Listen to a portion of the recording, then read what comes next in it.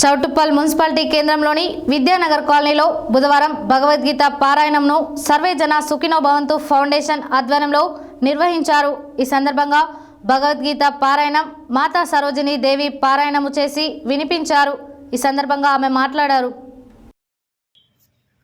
Choutuppal municipality కేంద్రంలోని విద్యానగర్ కాలనీలో బుధవారం భగవద్గీత పారాయణంను సర్వే జన సుఖినో భవంతు ఫౌండేషన్ ఆధ్వర్యంలో నిర్వహించారు।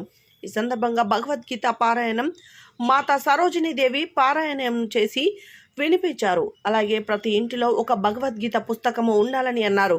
కుటుంబంలోని పిల్లలకు భగవద్గీత చదవడం నేర్పించాలని కోరారు।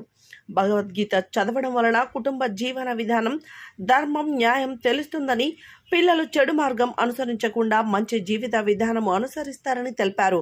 ఈ కార్యక్రమంలో యోగా గురుజీ పాలకొండ పాండు, యోగా సాధకులు ధనలక్ష్మి, నీరజ, శ్రీలత, శోభారాణి, పద్మావతి, మాధవి తదితరులు పాల్గొన్నారు।